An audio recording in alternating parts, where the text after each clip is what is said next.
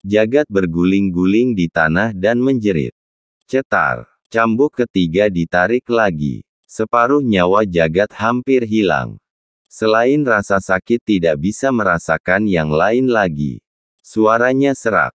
Dia merasa bahwa jiwanya keluar dari tubuhnya. Cetar.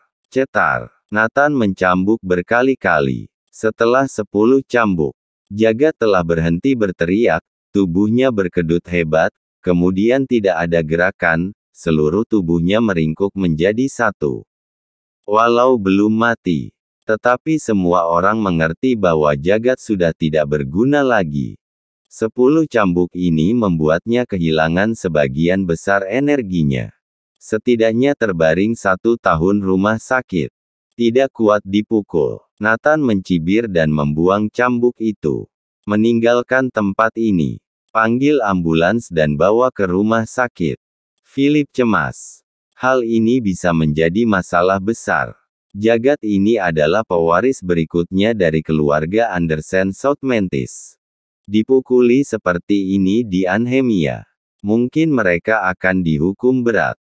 Besar sekali nyali Nathan ini.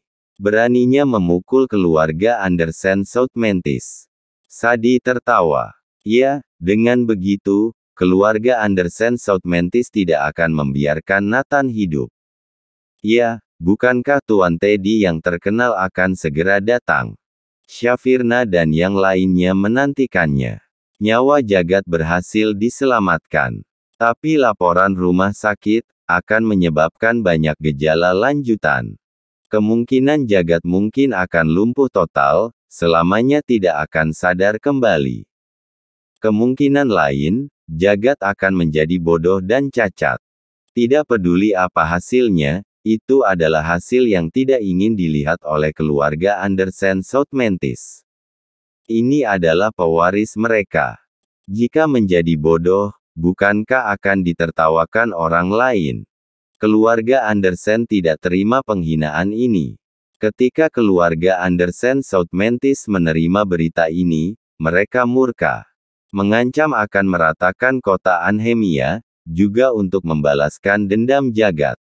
3 anggota generasi kedua keluarga Andersen Southmentis. Boas terbunuh. Negus menjadi orang lumpuh. Bahkan Jagat akan berada dalam keadaan koma. Siapa yang bisa terima? Awalnya, Tuan Teddy yang terkenal akan datang seminggu lagi, tetapi setelah kejadian ini, Tuan Teddy langsung ke Anhemia keesokan harinya. Sebuah rumah tua di Southmentis. Seorang lelaki tua dengan setelan jas putih duduk bersila di atas futon sambil minum teh. Ini adalah Tuan Teddy yang terkenal. Ada pepatah di ibu kota provinsi, lebih baik memprovokasi Raja Neraka daripada memprovokasi Tuan Teddy. Itu cukup untuk menunjukkan betapa mengerikannya Tuan Teddy. Gelarnya sebagai Raja Neraka bukanlah gelar sembarangan. Ketika dia masih muda, dia brutal dan haus darah, tidak terhitung berapa banyak darah yang mengalir di tangannya. Dia adalah bencana yang diturunkan dari langit.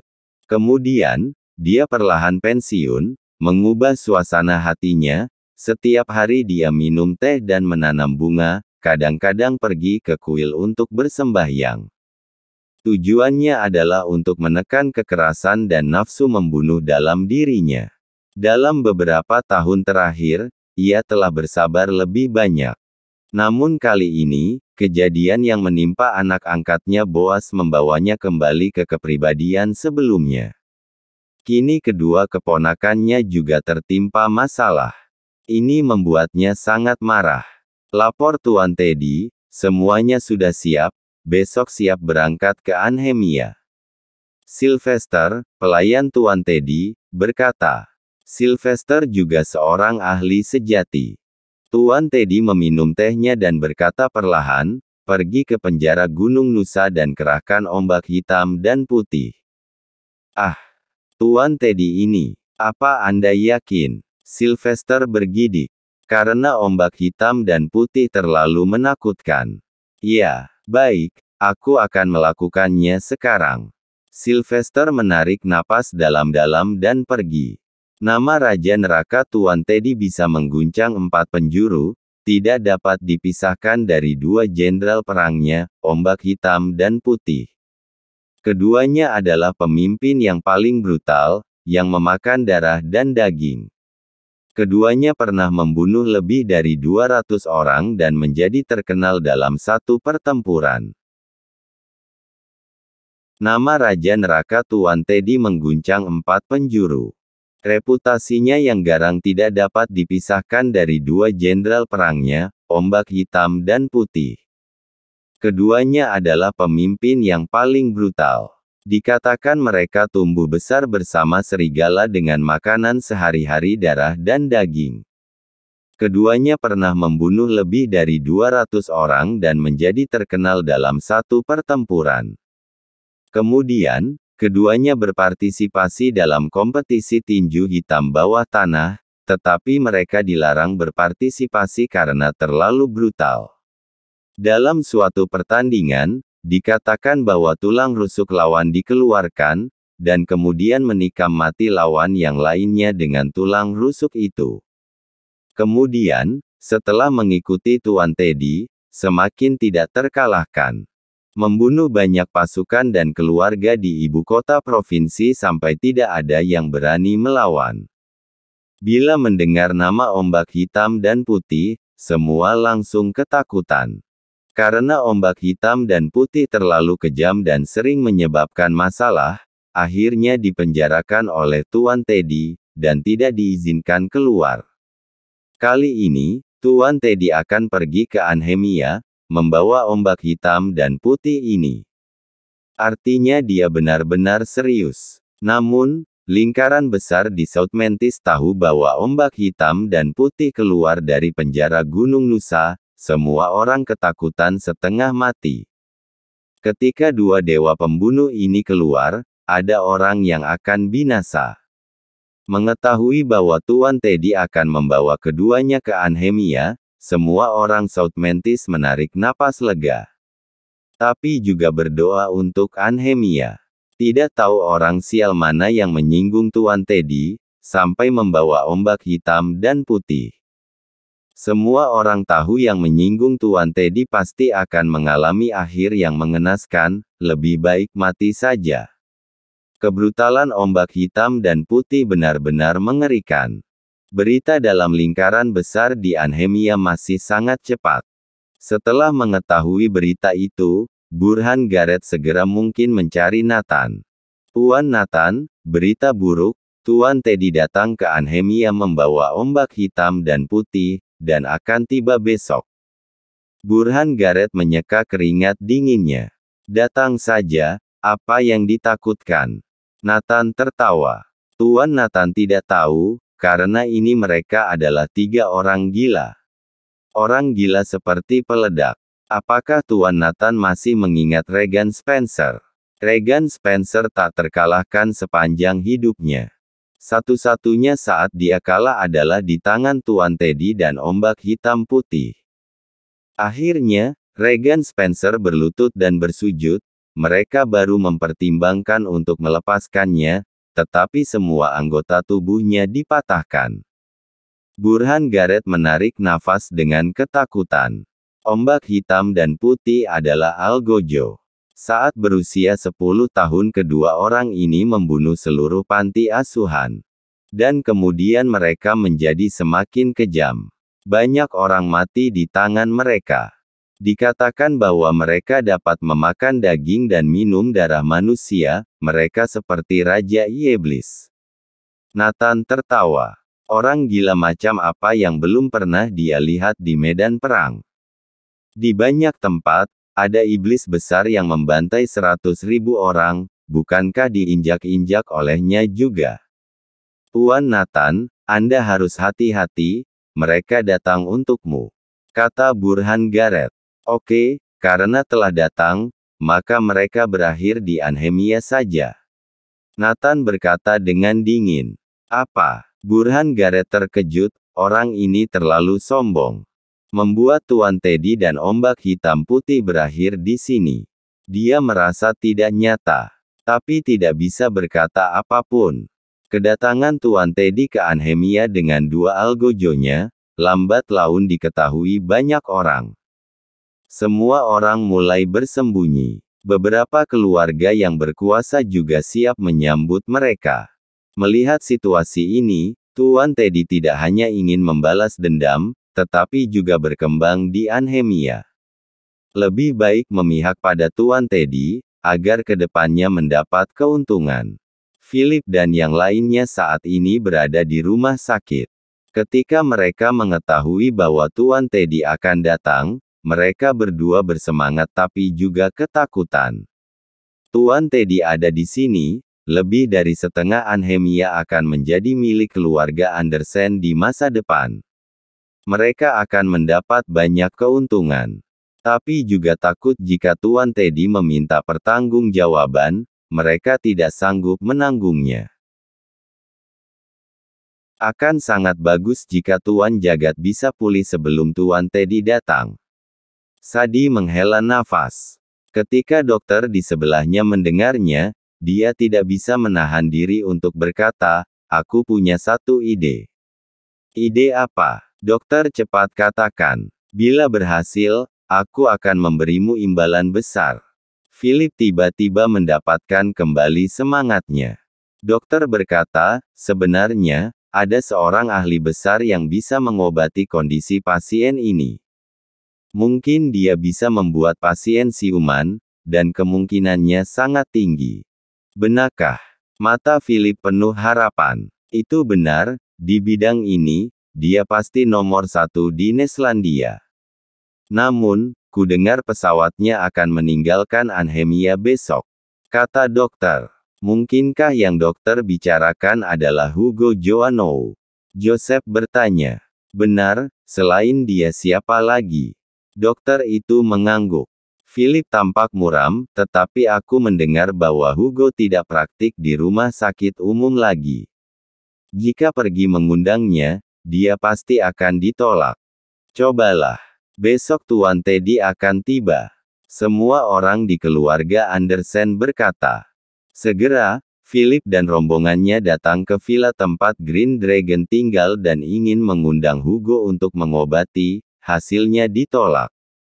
Setelah ditolak, Philip terus berusaha mencari cara. Dalam sekejap, hari baru sudah tiba. Segerombol orang muncul di Anhemia.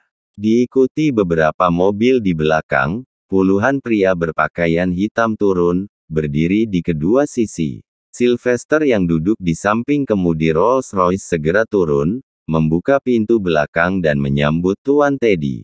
Tuan Teddy mengenakan setelan hitam dan memegang tongkat penopang dengan kepala naga. Dia melihat sekeliling, lalu mendatangi mobil sedan hitam di belakangnya. Ada hawa dingin di dalam mobil, mobil terus bergoyang seolah akan terbalik. "Kalian di dalam mobil, tanpa perintahku, jangan keluar." Setelah Tuan Teddy memberi pesan, mobil menjadi tenang, bahkan Sylvester bergidik. Karena 2 dewa pembunuh duduk di mobil ini, ombak hitam dan putih. Jika keduanya dibiarkan muncul di jalan, sesuatu pasti akan terjadi. Kemudian, Tuan Teddy mengikuti Sylvester memasuki rumah sakit. Sesampai di kamar Jagat, Brooke, Philip dan semua keluarga Andersen berlutut di depan Tuan Teddy. "Tuan Teddy, maaf kami tidak berguna untuk melindungi Tuan Jagat. Ini salah kami, silakan Anda menghukum kami." Philip menangis. Tuan Teddy melihat sekeliling dan berkata dengan dingin, "Bangun, ini tidak ada hubungannya denganmu. Orang-orang itu memang hebat, jika tidak Negus dan Jagat tidak akan berakhir di tangan mereka." Philip berbisik, "Tuan kedua, aku tidak berani. Nathan ini masih menantu cucuku. Aku tidak mendisiplinkannya dengan baik. Aku tidak menduga dia begitu mampu bertarung." "Aku bilang berdiri." Tuan Teddy tiba-tiba menaikkan nada suaranya. Mengejutkan Philip dan yang lainnya, semua berdiri, tidak berani berbicara. Tuan Teddy mulai melihat Jagat. "Apa kata dokter?" Tuan Teddy bertanya. "Kondisinya tidak terlalu bagus, untuk sementara tidak bisa sadar, kemungkinan besar akan lumpuh total. Philip berkata. Tuan Teddy tampak sedih. Namun, masih ada cara. Hugo Joannou ada di Anhemia, dia adalah ahli terbaik di bidang ini. Kami pergi untuk mengundangnya tadi malam, tetapi dia menolak. Pesawatnya hari ini akan terbang dalam 2 jam lagi. Mendengar ini, cahaya dingin melintas di mata Tuan Teddy. Sylvester, pergi dan bawa Hugo kemari. Jangan biarkan dia naik pesawat. Philip berkata lagi, namun, Tuan Teddy, harapan sangat kecil. Karena aturan Hugo adalah tidak dapat diundang secara pribadi. Sebelumnya Dewa Perang Anhemia, Regan Spencer membawanya dan akhirnya sesuatu terjadi. Mata Tuan Teddy penuh amarah dan meraung, bagaimana aku bisa dibandingkan dengan Regan Spencer? Aku bisa mengundang orang yang bisa dia undang. Aku masih bisa mengundang orang yang tidak bisa dia undang. Cepat bawa Hugo ke sini, aku harus menyembuhkan keponakanku. Sylvester mengangguk, mengerti, Tuan Teddy. Tidak ada seorang pun di dunia ini yang tidak dapat Anda undang. Hehe, jika tidak menghargaiku, berarti tidak menghargai Raja Neraka. Tuan Teddy berkata dengan dingin. Philip dan yang lainnya yang berdiri di samping Tuan Teddy gemetaran. Aura Tuan Teddy terlalu kuat. Selama dia berbicara, semua orang akan merasakan tekanan seperti berasal dari puncak gunung tertinggi. Begini saja membuat semua orang berkeringat dingin. Sylvester segera pergi untuk menangkap Hugo. John dan sekelompok orang mulai mengompori, Tuan Teddy, semuanya adalah kesalahan Nathan dan Kirana. Mereka mengandalkan Master Kenta dan Master Sang, jadi semena-mena. Bahkan tidak memedulikan keluarga Andersen South Mantis. Bagus kamu Nathan. Bagus sekali. Kali ini aku di sini untuk menangani masalah ini, tidak peduli apa latar belakang mereka, aku tidak akan melepaskannya. Selain itu, mulai saat ini aku akan menetap di Anhemia.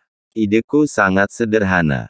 Di Anhemia yang akan datang, jika orang mendengar nama keluarga Andersen, mereka akan takut. Tuan Teddy berkata dengan nada tegas. Ini membuat Philip dan yang lainnya sangat bersemangat.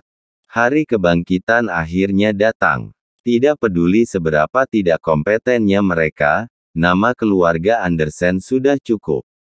Kota Anhemia adalah milik Tuan Teddy. Lagi pula Regan Spencer, August Kinsman dan Kamar Dagang Anhemia telah runtuh. Siapa yang bisa menjadi lawan Tuan Teddy? Untuk sementara, Philip dan yang lainnya sudah membayangkan masa depan di benak mereka. Sylvester dengan cepat menuju ke bandara membawa puluhan orang. Saat ini Nathan secara pribadi mengantar Hugo dan asistennya ke bandara. Awalnya, Nathan berencana menggunakan pesawat militer untuk mengantar Hugo kembali ke Granite Hills. Tapi ditolak. Ini adalah Hugo Joannou, seorang dokter umum yang berjiwa besar. Nathan pergi setelah melihat keduanya memasuki ruang tunggu. Hanya saja setelah Nathan pergi, sebuah van dengan cepat berhenti di sini. Sylvester memimpin puluhan orang ke bandara dengan cepat. Pada saat ini, Hugo dan asistennya baru saja mengambil tiket masuk pesawat dan menuju ke pos pemeriksaan keamanan. Tiba-tiba ada lebih dari belasan orang di depan mereka. Tuan Hugo, silakan ikut kami. Sylvester melakukan sesuatu dengan jelas dan cepat. Dia tidak memberi Hugo kesempatan untuk bereaksi sama sekali. Ketika keduanya bereaksi, mereka sudah berada di dalam van. Jalan. Sylvester memberi perintah dan mobil melaju. Sampai di rumah sakit, Hugo dan asistennya dibawa secara paksa ke kamar pasien. Melihat Hugo, semua orang kagum. Tapi Tuan Teddy dengan ekspresi menghina dan mencibir, aku paling benci orang berpendidikan, munafik. Hugo tersenyum, lalu mengapa Tuan masih membawaku kemari? Untuk mengobati orang. Karena nilaimu cuma itu. Tuan Teddy menunjuk Jagat dan berkata dengan dingin, cepat sembuhkan keponakanku. Jika dia sembuh, aku akan memberimu 1 triliun. Jika dia tidak sembuh, kamu dapat memilih antara lengan atau kakimu. Kekejaman Tuan Teddy membuat Hugo tercengang. Sebelumnya Regan Spencer juga seorang bos besar, tetapi masih menghormati dirinya. Pria di depannya semena-mena dan kejam. Dia terlihat seperti orang gila. Aku tidak mengobati. Kamu punya aturanmu, aku juga punya aturanku. Hugo menantang balik. Aku sudah bilang kalian orang berpendidikan tidak ada yang baik. Bukankah tugas dokter untuk menyelamatkan nyawa dan menyembuhkan yang sakit? Mengapa sekarang tidak mengobati? Mana etika medis kamu? Tuan Teddy mencibir terus-menerus. Hehe, kamu tidak harus perlu menggertakku dengan etika medis, aku tidak akan menyembuhkannya. Sikap Hugo sangat tegas. Tuan Teddy tersenyum, untuk mengobatimu aku punya banyak cara. Sylvester segera mengerti. Bang! 1 tendangan membuat asisten Hugo tersungkur. Asisten itu menjerit kesakitan. Apa yang kalian lakukan? Hugo sedikit cemas. Jika kamu tidak menyembuhkannya, aku akan menghancurkannya. Sylvester menginjak pergelangan kaki asisten histeris. Philip dan lainnya melihat dengan jantung berdegup kencang, Tuan Teddy terlalu kejam dan brutal. Menyelesaikan semuanya dengan kekuatan. Hugo mengangguk tak berdaya, baik, aku akan mengobatinya. Dari awal setuju bukankah lebih baik? Tuan Teddy tersenyum bangga. Dia memiliki terlalu banyak cara untuk menghadapi Hugo. Hal yang paling kejam adalah melemparkan Hugo dan asistennya pada ombak hitam putih. Diperkirakan dalam 30 detik, Hugo langsung setuju. Hugo dan asistennya dengan cepat fokus dalam pengobatan Jagat. Jaga baik-baik, kalau tidak, aku akan membuat kalian seperti keponakanku. Tuan Teddy masih mengancam. Nathan ke Jordan Group setelah mengantarkan mereka. Baru-baru ini, skala Jordan Group telah berlipat ganda, dengan cepat menjadi pilar di Anhemia. Oleh karena itu, unit terkait dan media semua memperhatikan. Bahkan ada stasiun TV yang mewawancarai dan melakukan program wawancara eksklusif. Jolene menemukan Nathan, dia mencibir, Nathan, bukankah kamu suka menjadi pusat perhatian? Aku beri kamu kesempatan untuk itu. Hah, aku suka menjadi pusat perhatian. Nathan sangat bingung. 3 hari kemudian, stasiun TV Anhemia akan melakukan wawancara dengan Jordan Group dan akan melakukan program wawancara eksklusif. Aku telah mengatur agar kamu diwawancarai, kamu tidak boleh menolak. Ini bahannya. Baca baik-baik, jangan mempermalukan aku. Jolene melempar banyak dokumen dan pergi. VTTT. Nathan hampir muntah darah.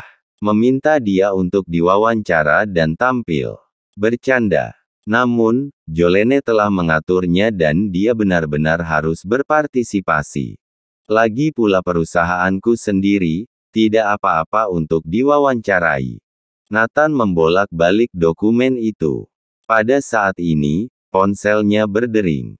Dari Green Dragon. Dewa Perang. Sepertinya ada sesuatu yang terjadi. Ada berita dari bandara bahwa Tuan Hugo tidak naik pesawat. Sekarang kami tidak dapat menemukannya di bandara. Suara Green Dragon jelas bergetar. Wajah Nathan berubah, apa? Hilang. Meskipun tidak diantar dengan pesawat khusus, Nathan telah berbicara dengan orang bandara harus memberikan perhatian khusus pada Tuan Hugo. Sekarang orangnya hilang. Pasti terjadi sesuatu. Segera selidiki. Tuan Hugo tidak boleh ada masalah. Nathan berkata dengan dingin. Dewa Perang, menurut pengawasan bandara, sekelompok orang membawa Tuan Hugo dan masuk ke sebuah van. Segera, berita datang dari Green Dragon. Segera hubungi Departemen Lalu Lintas dan Harvey Cop untuk melihat kemana mobil itu pergi. Nathan berkata dengan cemas. Jika Hugo kehilangan sehelai rambut, dia tidak akan pernah terima. Dewa Perang, aku menemukannya. Mobil ini diparkir di rumah sakit umum pertama. Seseorang juga melihat Tuan Hugo di rumah sakit. Nathan bangkit dan berkata dengan dingin, "Oke, aku tahu, aku akan langsung pergi ke rumah sakit." Jangan lupa subscribe, like dan komen, agar channelnya terus update dan berkembang.